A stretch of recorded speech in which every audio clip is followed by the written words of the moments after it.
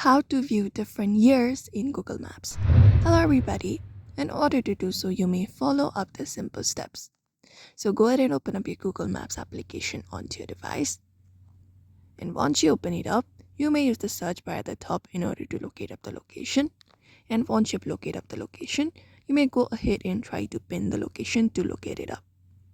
Once you pin the location, you will be finding the location name, including the number, and a picture right in the bottom left corner of your screen. Now you may go ahead and tap on the picture. And once you tap on the picture, it will show you a picture. This picture right here is about this year, 2025. If you want to look for older ones, we have this option of 16 years ago and see more dates. So just go ahead and tap on see more dates.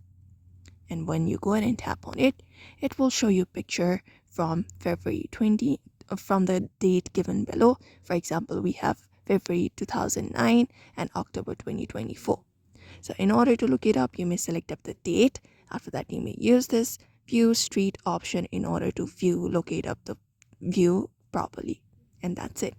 You may follow the similar process for other locations as well. So I hope this video was helpful. Give it a thumbs up and subscribe for more tips and tutorials, and we will see you on the next video.